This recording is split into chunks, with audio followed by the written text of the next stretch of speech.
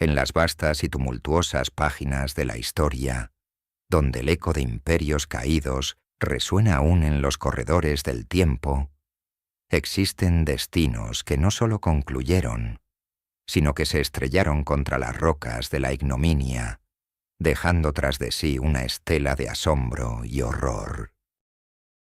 Son los finales de aquellos que, revestidos del púrpura imperial, se atrevieron a desafiar no solo las leyes de los hombres, sino la propia naturaleza de su época, precipitando su caída en un abismo de depravación que ni Roma, la ciudad eterna, pudo tolerar. Nos adentramos hoy en uno de esos abismos, en la muerte de un emperador cuyo nombre se convertiría en sinónimo de vicio y extravagancia sin límites: Heliogábalo. Prepárense para un viaje a través de los últimos días de un alma extraviada en el laberinto del poder absoluto, donde la ambición se mezcló con la perversión y la fe con la locura. Una existencia que comenzó en el fulgor de una profecía y terminó en el lodo de la cloaca, un reinado tan breve como impactante, que aún hoy nos obliga a preguntarnos: ¿fue Heliogábalo el monstruo que la historia nos ha pintado, o un espíritu incomprendido, ahogado por el peso de una corona que nunca deseó, un alma atrapada en un cuerpo que la sociedad romana no podía aceptar? Descubramos juntos los secretos que sellaron su impactante final. El telón de fondo de esta tragedia se alzaba en los albores del siglo III después de Cristo, un periodo de inestabilidad crónica para el Imperio Romano, donde la sombra de la anarquía militar ya se cernía amenazante. Tras el tumultuoso y sanguinario reinado de Caracalla, asesinado en 217 después de Cristo, y el breve e ineficaz interludio del prefecto pretoriano Macrino, el poder imperial parecía un trofeo frágil, disputado por legiones y facciones ambiciosas. Fue en este clima de incertidumbre, con Roma ansiosa por estabilidad y tradición, cuando emergió una figura inverosímil, nacida lejos de las viejas colinas capitalinas, en las místicas tierras de Siria. Nos referimos a Varius Avitus Vasianus, quien pasaría a la historia bajo el infame nombre de Heliogábalo. Su linaje, sin embargo, era tan ambicioso como sus designios, un tejido intrincado de conexiones con la poderosa dinastía severa. Era el nieto de la matriarca Julia Maesa, la hermana de la influyente Julia Domna, esposa del emperador Septimio Severo y madre de Caracalla. Maesa, una mujer de inteligencia aguda y ambición desmedida, había visto su influencia mermada tras la muerte de Caracalla y el ascenso de Macrino. Pero la astucia oriental que corría por sus venas no le permitiría permanecer en la oscuridad. Desde Emesa, una ciudad siria bañada por el culto al dios Sol, el Gabal, donde Varius Avitus Vasianus servía como sumo sacerdote hereditario, Maesa comenzó a tejer su red. El Gabal, una deidad anicónica representada por una piedra negra cónica o betilo, era el centro de la vida espiritual en Emesa, y Vasianus, joven y carismático, era su principal oficiante. Su vida estaba imbuida en los rituales y misterios de este culto oriental, muy alejado de la sobriedad y el panteón clásico romano. Esta devoción, que más tarde se convertiría en una obsesión imperial, ya marcaba su existencia desde la infancia. Las leyendas locales hablaban de su precoz misticismo, de visiones y de un destino grandioso predestinado por el dios mismo. Pero, ¿eran estas señales divinas o meras invenciones tejidas por una abuela pragmática para justificar una peligrosa apuesta por el poder? La educación de Vasianus bajo la tutela de su madre Julia Soaemias y su abuela Julia Maesa, se centró en los ritos del Gabal. Desde muy joven, fue investido con el cargo de sacerdote, un honor que le confería una autoridad espiritual y una reverencia local que Julia Maesa supo explotar. Mientras Roma se desangraba en luchas internas, Maesa ideó una estratagema audaz, quizás desesperada. Difundió el rumor, cada vez más insistente, de que Bassianus no era otro que el hijo ilegítimo de Caracalla, el emperador asesinado, un vástago secreto de la dinastía Severa. El rumor era, por supuesto, una fabricación descarada. Caracalla nunca tuvo un hijo con Julia Soaemias, quien era su prima.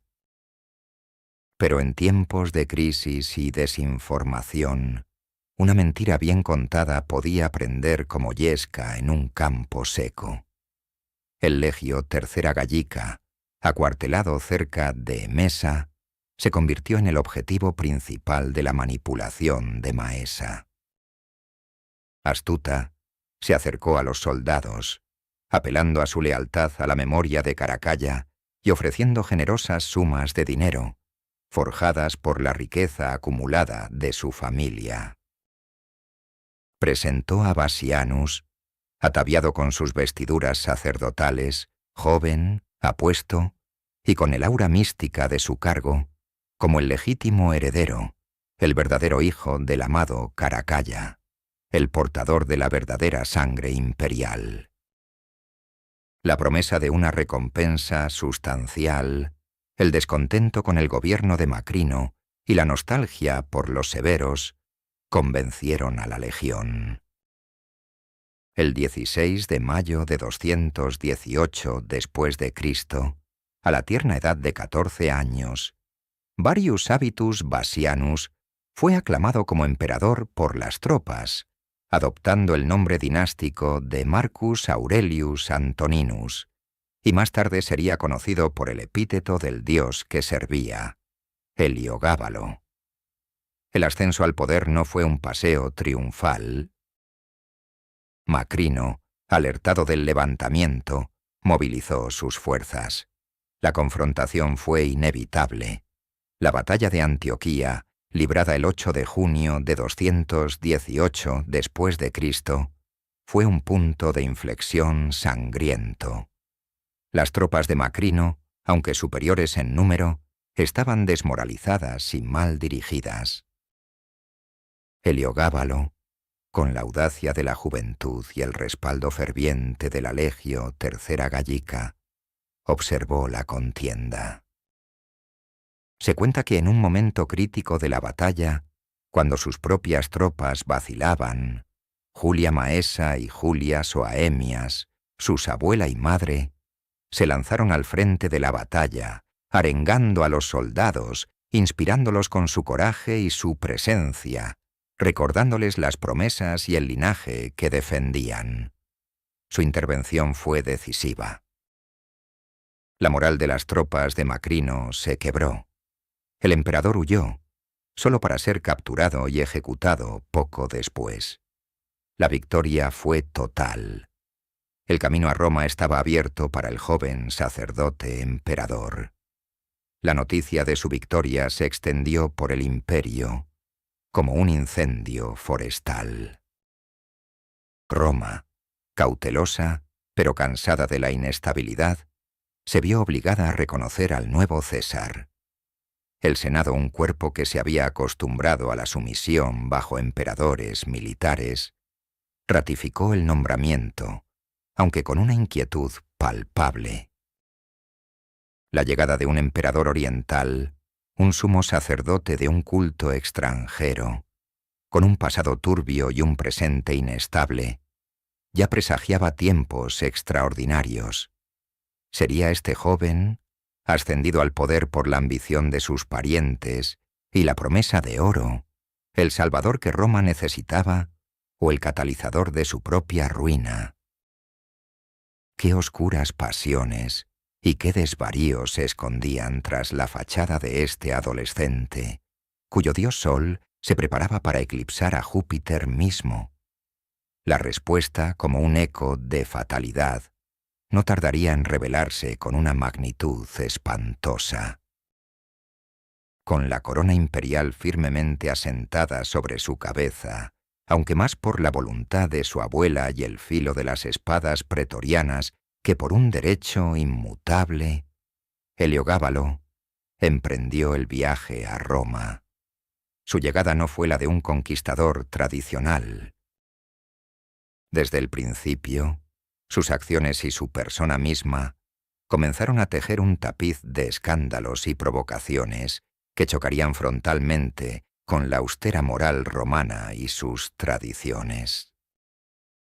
Los rumores sobre su vida en Emesa, su profunda inmersión en los ritos de El Gabal, habían precedido su arribo, pero nadie en la urbe eterna estaba preparado para la magnitud de la transgresión que se avecinaba. La primera y más flagrante afrenta a las sensibilidades romanas fue su radical reforma religiosa. Para Heliogábalo, su dios, el Gabal, no era sólo una deidad entre muchas, sino el supremo, el único verdadero.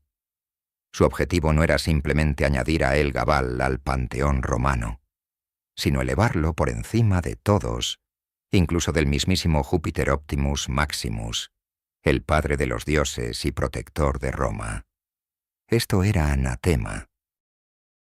La venerable Vestal, la llama sagrada de Vesta, el templo de Júpiter, los rituales ancestrales que habían garantizado la prosperidad de Roma durante siglos, todo fue subsumido bajo la sombra de la piedra negra de Emesa.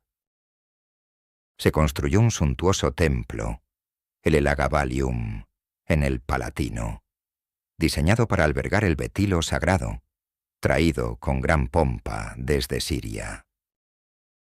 Los dioses romanos tradicionales fueron despojados de sus templos, sus estatuas arrastradas, y en un acto de sacrilegio inaudito, sus ritos fueron fusionados, a la fuerza, con los obscenos y a menudo sangrientos rituales de El Gabal. Las vírgenes vestales fueron forzadas a unirse al nuevo culto, una afrenta directa a su castidad y a la santidad de su vocación. La propia imagen de Júpiter fue deshonrada, y se dice que Heliogábalo intentó casar a su dios con la diosa Vesta, y luego, en un acto de aún mayor provocación, con Minerva y finalmente con la diosa lunar Urano, lo que simbolizaba la supremacía del dios solar sobre todo lo demás. Los sacrificios humanos, o al menos rumores persistentes de ellos, asociados a ciertos cultos orientales, sembraron un terror silencioso entre la población.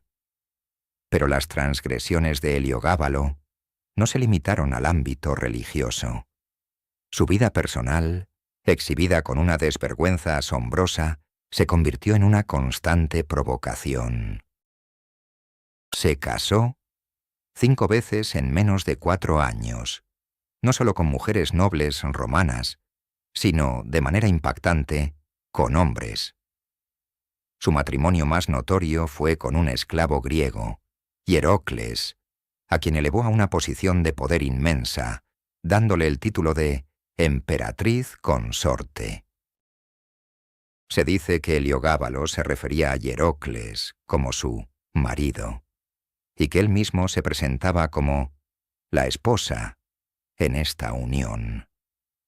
Otro de sus favoritos, el auriga Zotico, también recibió honores extraordinarios y fue tratado como un príncipe consorte.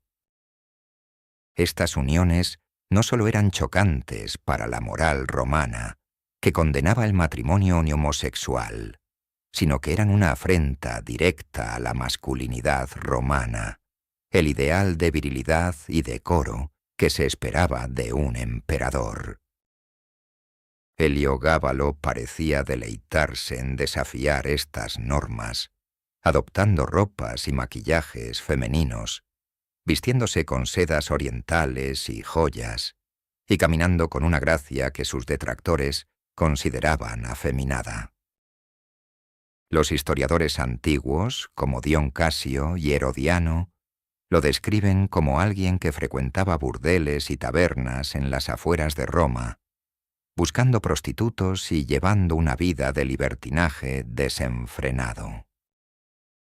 Se rumoreaba que Heliogábalo ofrecía grandes sumas de dinero a los médicos que pudieran realizar una cirugía de reasignación de sexo, demostrando una identidad de género que, 1700 años antes de nuestro tiempo, era incomprensible y aterradora para la sociedad romana. Estas acciones, lejos de ser discretas, se llevaban a cabo con una ostentación pública que buscaba tanto la afirmación de su propia identidad, si es que así puede entenderse, como la provocación deliberada de la élite romana. La extravagancia de sus banquetes era legendaria. Las mesas se cargaban con manjares exóticos y raros, a menudo preparados de formas grotescas o con ingredientes inauditos. Se dice que servía garbanzos a los perros y oro a los caballos, que sus invitados eran rociados con pétalos de rosa en tal cantidad que corrían el riesgo de asfixiarse, y que en una ocasión hizo que le sirvieran una sopa de perlas preciosas. Sus casas de campo estaban adornadas con las más raras y costosas aves, animales salvajes y peces exóticos. Los baños imperiales estaban llenos de agua perfumada y vino, y el oro se utilizaba para decorar hasta los objetos más triviales. Su derroche de las arcas imperiales era ilimitado, vaciando el tesoro con una velocidad alarmante, mientras el pueblo romano sufría las consecuencias de una economía en declive y una inflación rampante. Los nombramientos en su administración y en el ejército se basaban no en la competencia o el mérito, sino en la belleza física, en la complacencia de sus deseos o en la capacidad de sus favoritos para deleitarlo en sus orgías. Las personas más poderosas de Roma, hombres de rango senatorial, se vieron obligados a humillarse públicamente para mantener su posición, participando en ritos extraños o en espectáculos degradantes. Psicológicamente, Heliogábalo parecía un enigma. Era un joven mimado y corrompido por el poder absoluto, liberado de toda restricción, un visionario religioso incomprendido que intentaba imponer su fe con la ingenuidad y la brutalidad de la juventud. ¿O acaso una persona con una identidad de género y sexualidad que desafiaba las categorías de su época y que en su desesperación por ser él mismo, o por ser reconocido en su ser, recurrió a la tiranía y a la provocación? La imagen que nos dejaron los historiadores romanos, sesgada por su desprecio por su figura, es la de un tirano infantil, caprichoso y cruel, que encontraba placer en la humillación ajena y en la subversión de todo lo que era sagrado. Era un emperador que, a pesar de sus excentricidades, demostraba un desprecio fundamental por el deber imperial y por las expectativas de su pueblo. Sus decisiones estaban motivadas por el capricho más que por la razón de Estado. La insatisfacción crecía, lenta pero inexorablemente, en todos los estamentos de la sociedad romana. En el Senado, escandalizado por su comportamiento; en el ejército, impaciente por su falta de liderazgo militar y sus extravagancias; y entre el pueblo, que sufría las consecuencias de su mala administración y su flagrante desprecio por las costumbres. La espiral descendente ya estaba en marcha, y la sombra de la traición comenzaba a alargarse sobre los opulentos, pero precarios, palacios de Heliogábalo. ¿Podría esta espiral ser detenida? ¿O estaba el joven emperador condenado a ser aplastado por el peso de su propia extravagancia, arrastrando a Roma consigo a una sima de caos y desesperación sin retorno? La respuesta, más aterradora de lo que cualquiera podría haber imaginado, se tejía en los hilos de la conspiración y la desesperación. A medida que el reinado de Heliogábalo se sumía más profundamente en la ciénaga de la depravación y el desgobierno, el disgusto generalizado entre la élite romana y el ejército se transformó en una palpable amenaza. El reloj de arena de su reinado, marcado por cada ultraje y cada capricho, se agotaba con una velocidad alarmante. La mujer que lo había elevado al trono, Julia Maesa, fue la primera en comprender la magnitud del desastre que había creado. Ella, la astuta matriarca de los severos, había esperado un emperador maleable, un títere que, bajo su guía, restauraría la gloria de su linaje. En cambio, había desatado una fuerza destructiva que amenazaba con aniquilar no solo su propia dinastía, sino el orden mismo de Roma. La progresión del deterioro fue lenta al principio, un murmullo de desaprobación que se convirtió en un coro ensordecedor. El Senado, reducido a una farsa, soportaba las humillaciones diarias. Heliogábalo nombraba a sus amantes y favoritos, incluso a bailarines o aurigas, en los más altos cargos senatoriales. Se cuenta que designó a un joven efebo como prefecto de la guardia y a un peluquero como senador, riéndose de las quejas de los patricios. Las reuniones del Senado se convertían en espectáculos grotescos donde el emperador se presentaba con atuendos escandalosos, impartiendo discursos incoherentes sobre su Dios y sus excentricidades sexuales. La dignidad de Roma, de sus instituciones milenarias, era pisoteada con cada uno de sus gestos. Los senadores más influyentes y respetados se retiraban a sus propiedades, evitando la corte y esperando pacientemente el inevitable colapso. El ejército, la base fundamental del poder imperial, también se vio profundamente perturbado. Los soldados, que habían derramado su sangre por el imperio, veían cómo su emperador se comportaba como una prostituta de burdel, derrochando el dinero de Roma en orgías mientras las fronteras temblaban y las legiones se sentían desatendidas. Heliogábalo, desinteresado en los asuntos militares, rara vez visitaba los campamentos o inspeccionaba las tropas. Su desdén por la marcialidad romana era evidente en su vestimenta, su estilo de vida y su falta de atención a la disciplina. Los centuriones y tribunos, hombres de honor y tradición, se sentían ultrajados por las frivolidades de su comandante en jefe. Los pagos a las tropas, que Caracalla había elevado generosamente, se volvieron irregulares debido al incesante derroche imperial, alimentando el resentimiento. Se rumoreaba que Heliogábalo prefería pasar sus noches en compañía de eunucos y bailarines, en lugar de atender los asuntos de Estado. Fue en este clima de creciente animadversión donde Julia Maesa ejecutó su movimiento maestro, una jugada que sellaría el destino de su nieto. Comprendiendo que Heliogábalo era irrecuperable y que su continuidad en el trono significaría la destrucción de toda la familia Severa, decidió promover a su otro nieto, Marco Aurelio Severo Alejandro, hijo de su otra hija, Julia Mamaea. Alejandro, al contrario que Heliogábalo, era un joven de modales virtuosos, educado en las artes y las letras y dispuesto a abrazar las tradiciones romanas. Maesa comenzó a presentarlo como un contraste deliberado a las extravagancias de Heliogábalo.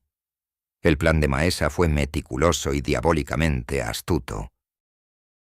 Convenció a Heliogábalo de adoptar a Alejandro como su César y heredero, argumentando que el joven emperador necesitaba un sucesor y que Alejandro, por su juventud y su relación familiar, era la elección más lógica.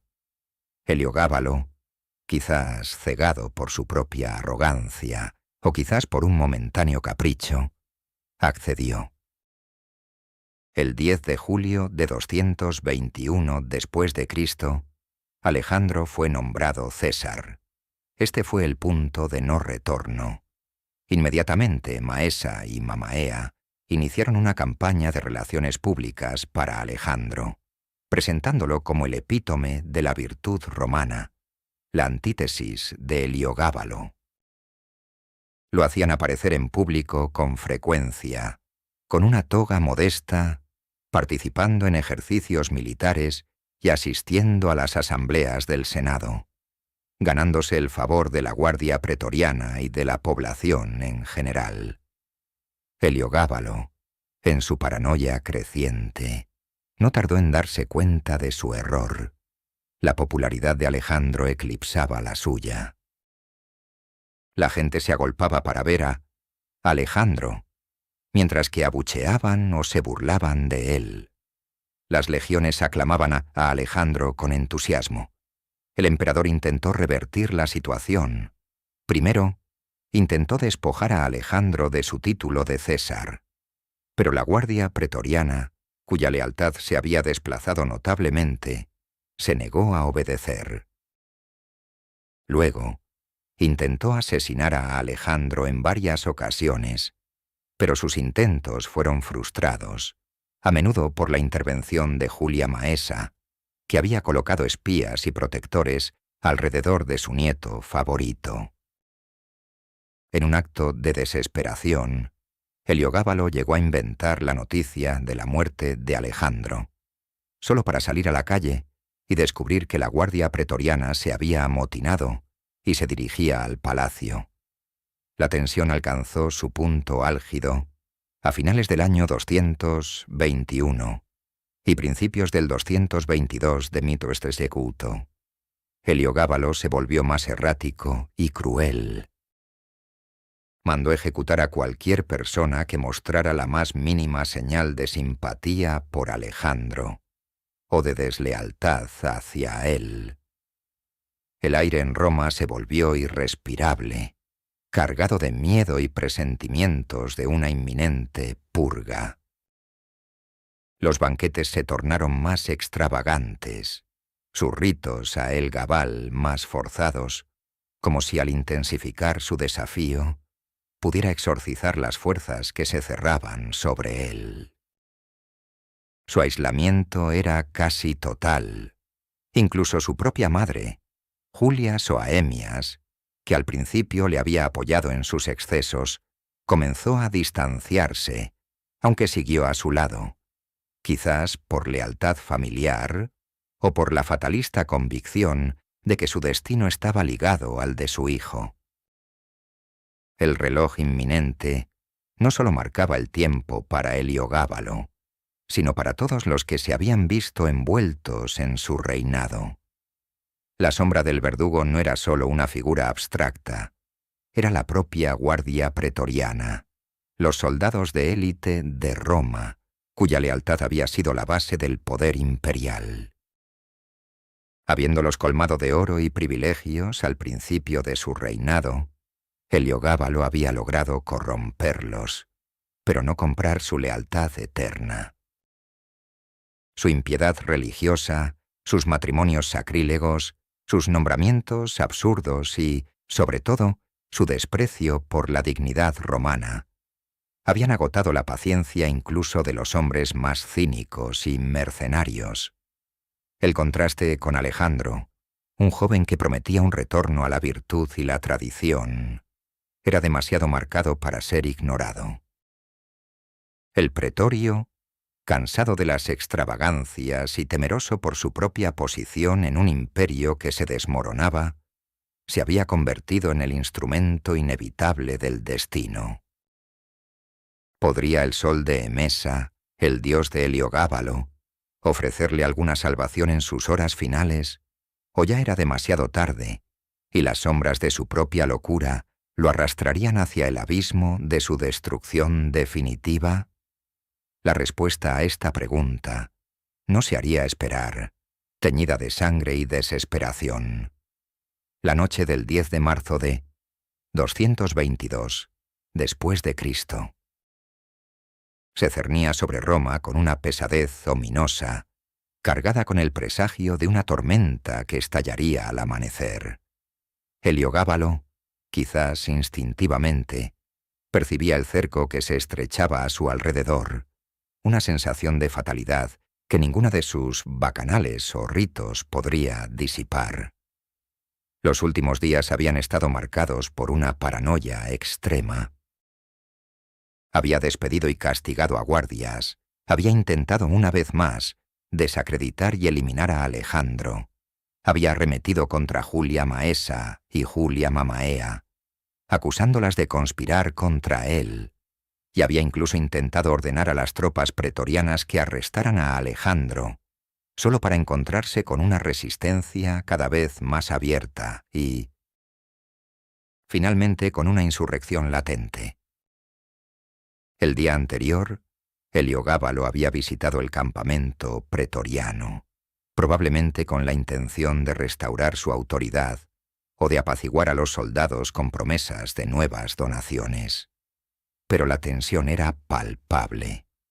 Los centuriones y tribunos lo miraban con desprecio apenas disimulado, y los soldados murmuraban abiertamente.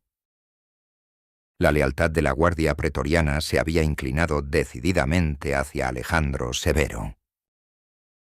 Julia Maesa, con su incomparable astucia política, había sembrado las semillas del descontento y nutrido el apoyo a su nieto favorito con un cuidado meticuloso, utilizando su riqueza y su influencia para comprar la lealtad que Heliogábalo había perdido por su conducta. La mañana del 11 de marzo de 222 después de Cristo, Heliogábalo, junto con su madre Julia Soaemias, que a pesar de todo, se mantuvo a su lado hasta el último aliento, acudieron al campamento pretoriano.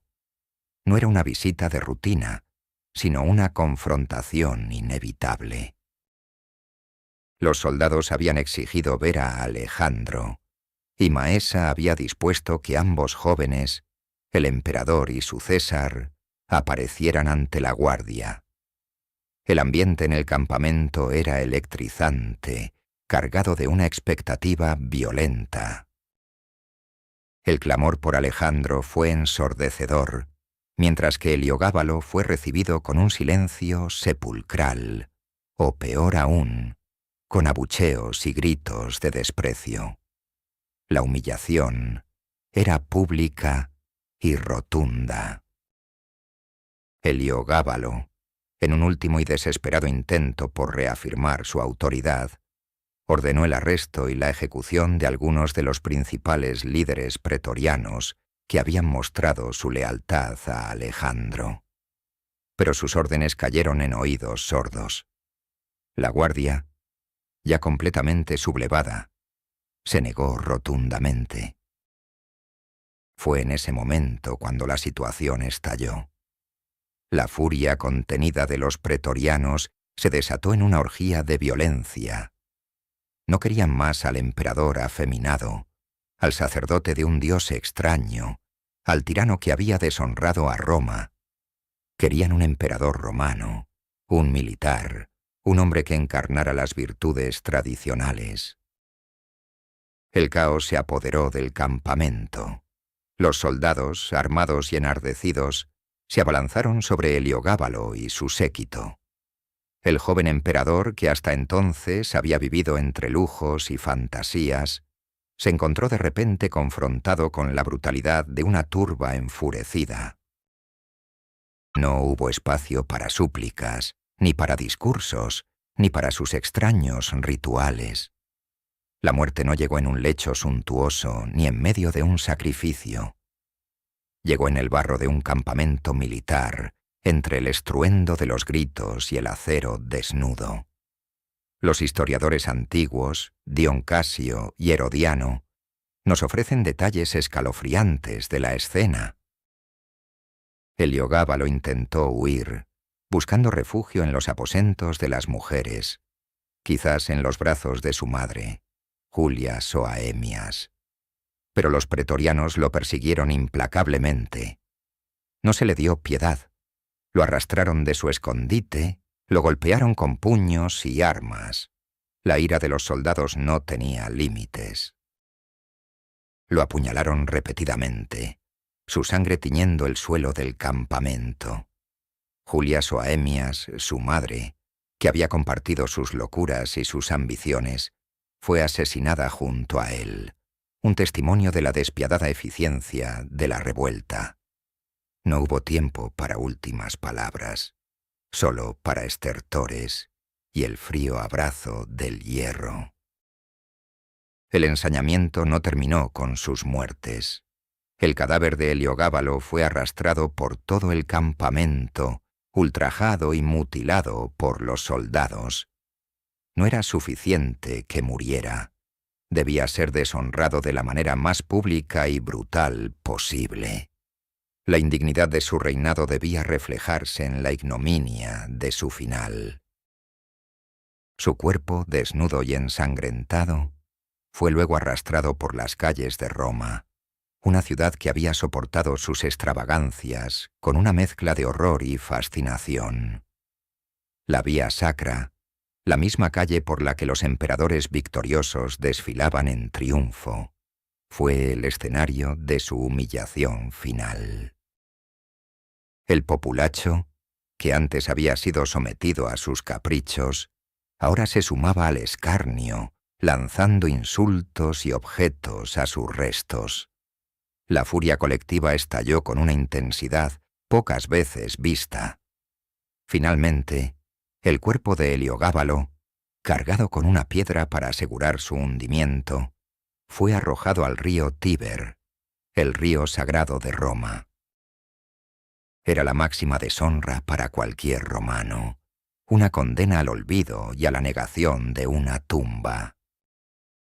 Aquel que había intentado elevar a su dios a la cúspide del panteón romano, aquel que había desafiado las leyes naturales y divinas, aquel que se había atrevido a llamarse a sí mismo el sol en la tierra, fue despojado de toda dignidad y arrojado a las aguas, como si nunca hubiera existido, como si la tierra misma lo rechazara.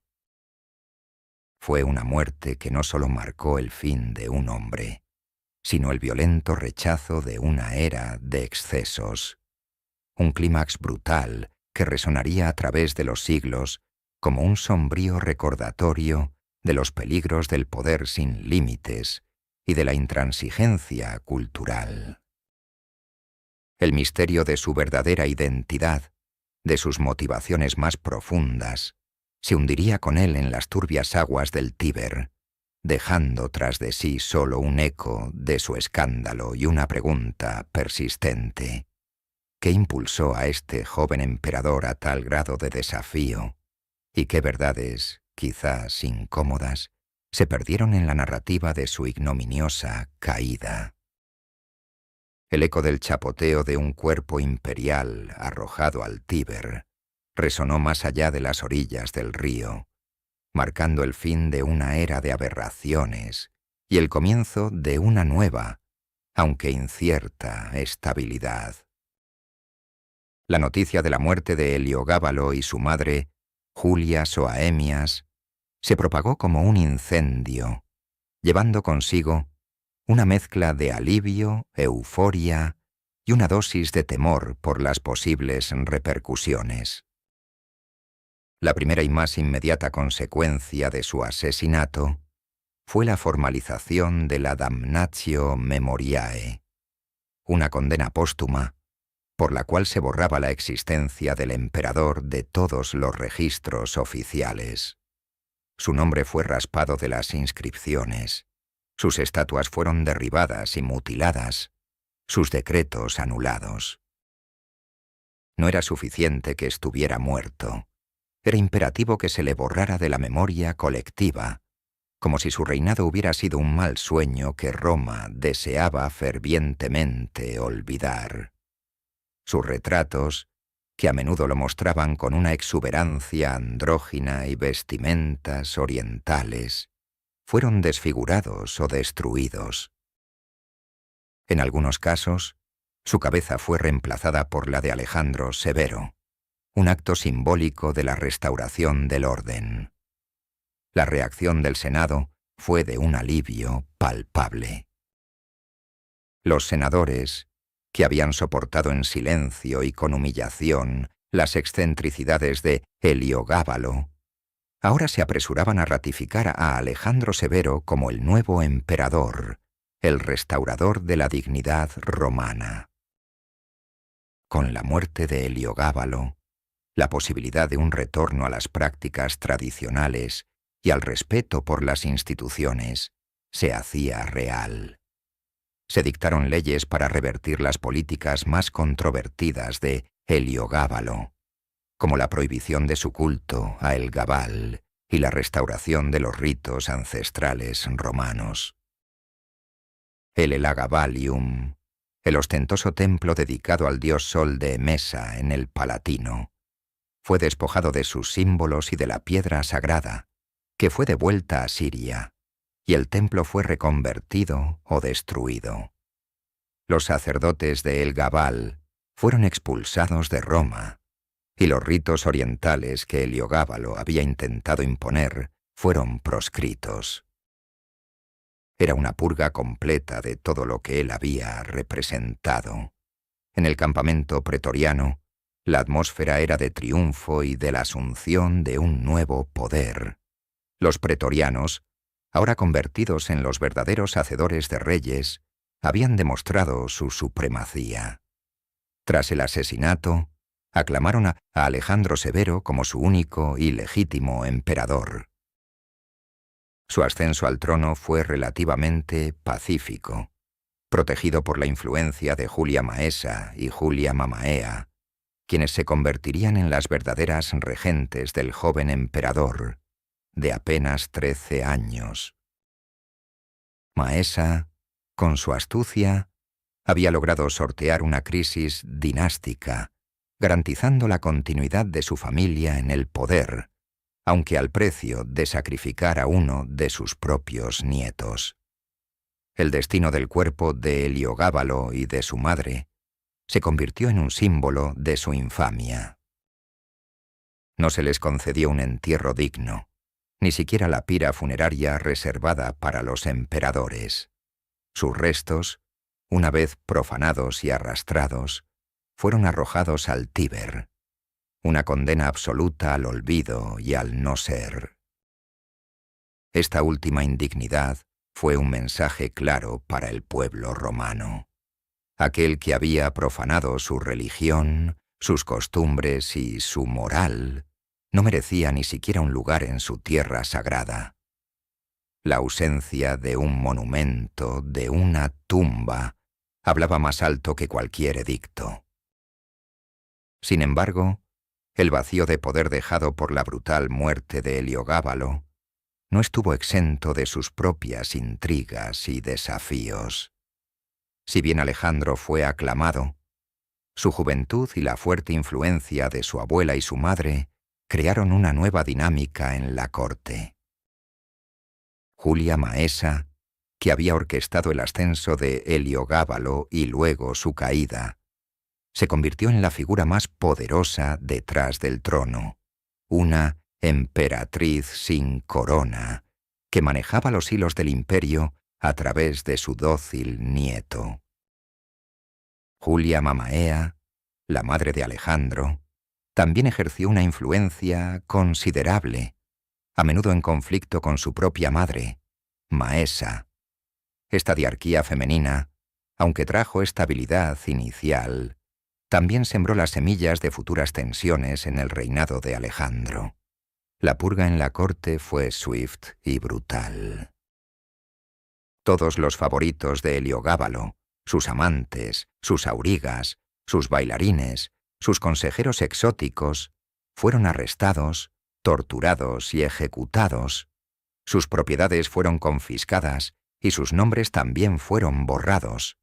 Era una limpieza total, una erradicación de todo rastro del monstruo. Roma respiró aliviada, pero el eco de los excesos de Heliogábalo perduraría como una advertencia macabra.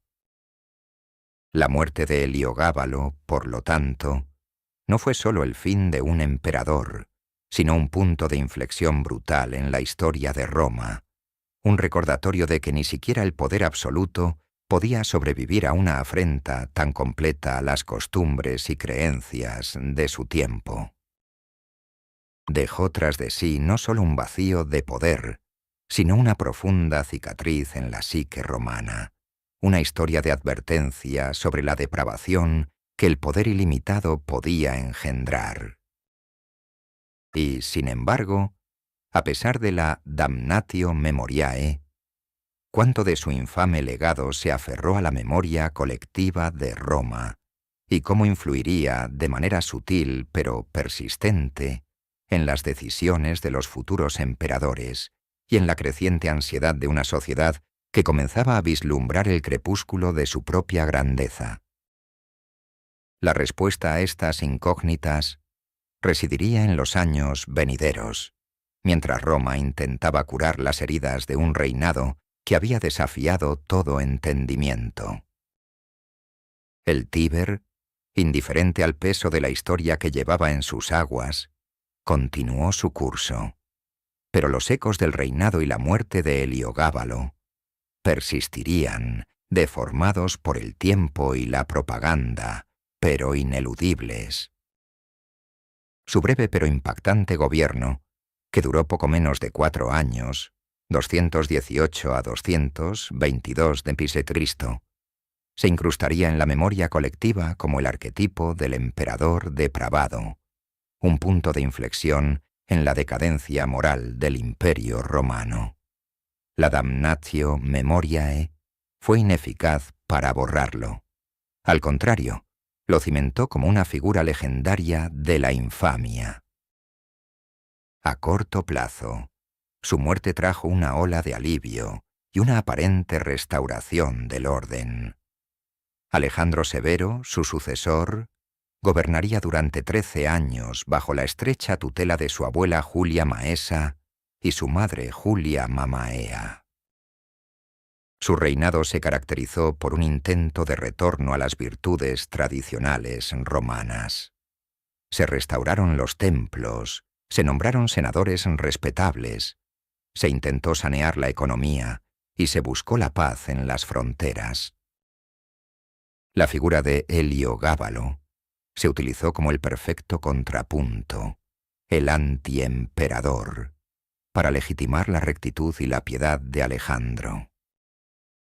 Sin embargo, la ironía del destino quiso que el propio Alejandro, pese a sus virtudes, careciera de la fuerza y la astucia militar necesarias para contener las crecientes amenazas externas y la indisciplina del ejército, lo que finalmente le costaría la vida a manos de sus propias tropas en el año 235 después de Cristo, marcando el verdadero inicio de la crisis del tercer siglo, una época de anarquía militar que casi desgarra el imperio.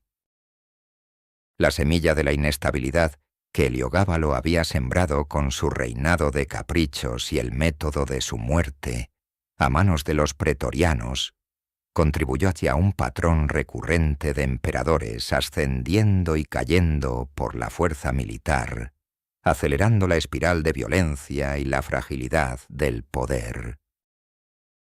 A largo plazo, el legado de Heliogábalo se construyó sobre los cimientos de los historiadores antiguos, principalmente Dion Casio y Herodiano, contemporáneos de su reinado. Sus relatos, si bien son las fuentes primarias, están teñidos de un profundo prejuicio y de la moral romana de la época. Para ellos, Heliogábalo no era más que un monstruo, un tirano afeminado y sacrílego, la encarnación de todos los vicios orientales que amenazaban la pureza romana. Lo describen como el epítome de la crueldad caprichosa, de la lujuria desenfrenada y de la locura religiosa. Estas narrativas, reproducidas y embellecidas a lo largo de los siglos, cimentaron su imagen como el emperador más depravado de Roma. Los mitos y leyendas en torno a sus orgías, sus matrimonios con hombres y su deseo de reasignación de sexo se amplificaron, convirtiéndose en el material de innumerables obras literarias y artísticas, a menudo con un propósito moralizante. Pero una reflexión más matizada en la actualidad nos obliga a ir más allá de la caricatura. ¿Fue Heliogábalo simplemente un déspota pervertido o un joven traumatizado y mal preparado para un poder que nunca pidió? Ascendió al trono a los 14 años, con una educación centrada en un culto oriental y bajo la manipulación de una abuela ambiciosa. ¿Fue su imposición del culto a Helgabal una genuina convicción religiosa o una forma desesperada de afirmar su identidad en un entorno cultural ajeno? La cuestión de su identidad de género y sexualidad es particularmente compleja. Los historiadores antiguos lo retratan como un hombre que se prostituía y se vestía de mujer, llegando a desear ser llamado señora. Este comportamiento, en una sociedad rígidamente binaria y patriarcal como la romana, era considerado la máxima abyección y una afrenta a la virilidad. Hoy, podríamos interpretar sus acciones, aunque desde una perspectiva anacrónica, como manifestaciones de una posible identidad transgénero o no binaria, o al menos de una sexualidad fluida que se rebelaba contra las normas impuestas. Sin embargo, es crucial reconocer que estas son interpretaciones modernas y que, para los romanos, su comportamiento era una abominación incomprensible y un signo de la más profunda locura o depravación. La lección moral que nos deja la muerte de Heliogábalo es compleja y multifacética. Es una advertencia sobre los peligros del poder absoluto en manos de un individuo inmaduro y sin escrúpulos. Es un recordatorio de cómo la ambición dinástica puede conducir a resultados catastróficos. Pero también nos invita a reflexionar sobre la intolerancia cultural y social, sobre cómo una sociedad reacciona cuando sus normas más sagradas son desafiadas de manera tan radical. Heliogábalo no solo fue asesinado por sus excesos, fue exterminado por su radical alteridad, por su incapacidad o falta de deseo de adaptarse a las expectativas de un imperio que lo consideraba ajeno y ofensivo. Su muerte brutal fue el castigo final por su desafío a Roma, una sociedad que, aunque capaz de absorber y sincretizar muchas culturas y religiones, tenía límites infranqueables para la desmesura y el caos percibido. Y así, mientras la leyenda de Heliogábalo persiste, ¿fue su muerte la purificación que Roma necesitaba desesperadamente para su supervivencia? ¿O fue un acto más de la brutalidad que ya carcomía las entrañas de un imperio que, tarde o temprano, caería, no por un emperador pervertido, sino por las grietas internas de su propia corrupción y su violencia incontrolada? ¿Y qué verdades incómodas sobre la naturaleza humana y el poder se esconde aún en el rastro sangriento de su breve, escandaloso y fatal reinado? La historia, como un río eterno, sigue fluyendo, llevando consigo los ecos de estos finales impactantes, invitándonos a desenterrar una y otra vez los misterios que aún yacen bajo la superficie de lo que creemos saber.